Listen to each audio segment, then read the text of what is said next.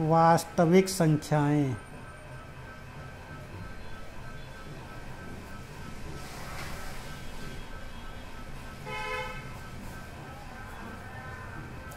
आज दूसरे सूत्र पर आधारित प्रश्न करेंगे। दूसरा सूत्र है HCF गुणे LCM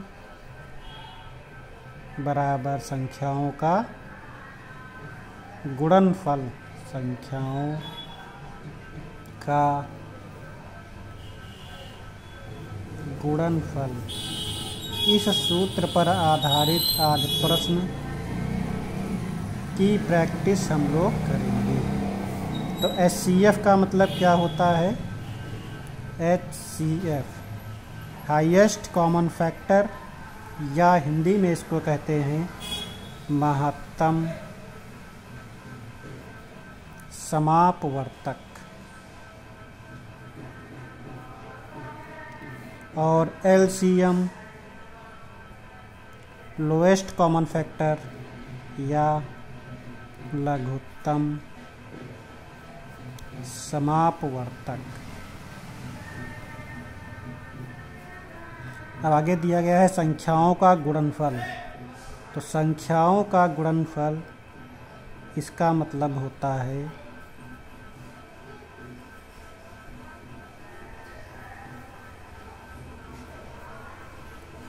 बराबर पहली संख्या गुणे दूसरी संख्या। दो संख्याओं का गुणा होगा वही कहलाएगा संख्याओं का गुणनफल। तो पहली संख्या गुणे दूसरी संख्या। तीनों का मतलब समझ में आ गया। HCF महत्तम समापवर्तक, LCM लघुत्तम समापवर्तक, संख्याओं का गुणनफल। कोई दो संख्याएं हैं उनका गुणा क्या कहलाएगा? संख्याओं का गुणनफल। अब एक प्रश्न के जरिए अभी देखते हैं। प्रश्न दिया गया है दो संख्याओं का HCF, दो संख्याओं का HCF दिया है 16 तथा गुणनफल 3072 है। तो LCM ज्ञात करें। LCM मतलब लोएस्ट कॉमन फैक्टर या लघुत्तम समापवर्तक। तो फार्मूला क्या पढ़े थे? पहले इसमें देखो क्वेश्चन में दिया क्या है। HCF कितना है? 16। और गुणनफल कितना दिया गया है? गुणनफल बराबर 3072। निकालना क्या है? LCM question mark. तो फार्मूला होता है HCF गुणे LCM बराबर संख्याओं का गुणनफल। गुणनफल। तो HCF कितना दिया गया है? 16 गुणे LCM ज्ञात करना है। LCM लिख दो। संख्याओं का गुणनफल 3072। तो LCM बराबर 3072 बटे, अब 16 गुणे में है तो ये आ जाएगा बटे में। अब इसको काट दो। 4 चक्कू 16, 30 है, 4 सते 28, कितना बच गया? 2 और 7 मिलके 27 हो गया। 4 छंग 24, 4 सते 28 हो जाएगा ज़्यादा, तो 4 छंग 24। अब कितना बचा? 3। अब 3 और 2 मिलके 32 हो गया, तो 4 और 8 32।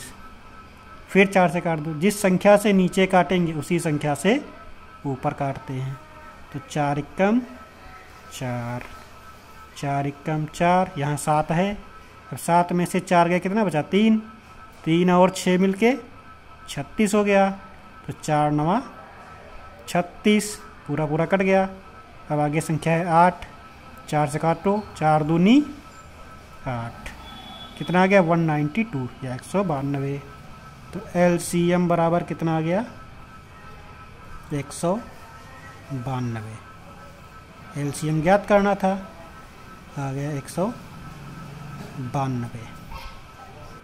अब इसी प्रकार दूसरा प्रश्न लगाएंगे। प्रश्न नंबर 2, अभाज्य गुणनखंड के गुणनफल के रूप में व्यक्त कीजिए। कोई संख्या दी गई है, जैसे संख्या है 120 को अभाज्य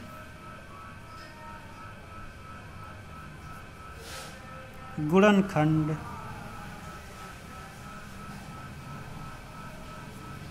के गुणनफल के रूप में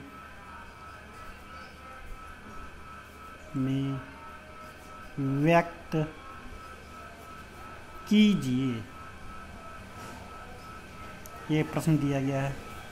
या इसी को लिख सकते हो 120 को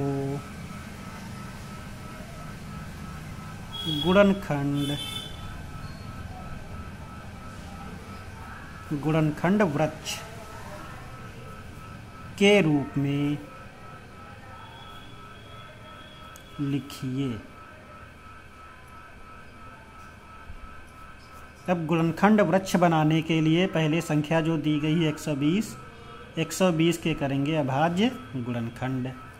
तो 120 के अभाज्य गुणनखंड करो। 120,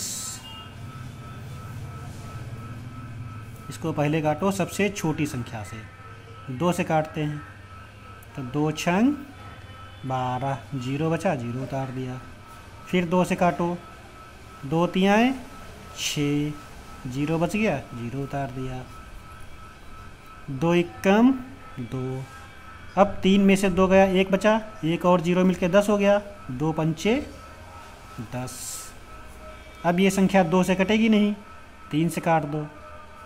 3 पचे 15 और 5 एकम 5, पूरी कट गई।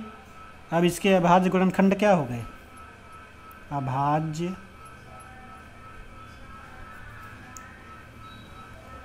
गुणनखंड क्या हो गए? 2 कितनी बार आया है? 3 बार। 1 2 3, तो 2 गुणे 2 गुणे 2 गुणे 3 1 बार आया है, गुणे 5 1 बार आया है। अब इसी गुणनखंड वृक्ष से बनाना है गुणनखंड वृक्ष। तो क्या है संख्या? 120, इसमें लिख दो 120। अब ऊपर से बनाते हैं गुणनखंड वृक्ष। इसके 2 पार्ट करो, एक पार्ट ये, दूसरा पार्ट ये। इसमें बना लो कॉलम। तो यहाँ क्या है? 60, इसमें लिखो 60।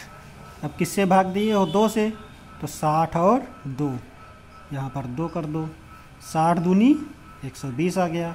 अब फिर 60 के करो गुणनखंड, यहाँ पर बनाओ 2 कॉलम, बना लो बॉक्स। अब क्या करोगे? 30, 60 के नीचे क्या है? 30, तो यहाँ पर लिखो 30। अब 30 दूनी 60, 2 है तो 2 लिख दो यहाँ पर। अब फिर 30 में 2 कॉलम बनाओ बॉक्स।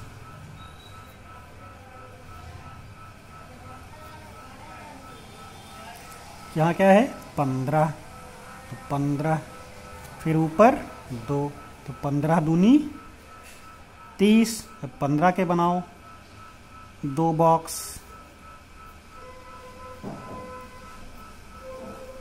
15 के नीचे क्या है? 5, तो 5 को लिखो यहाँ पर। अब ऊपर क्या है? 3, तो 5 3 15, 3 यहाँ लिख दो। अब 5 के बनाओ।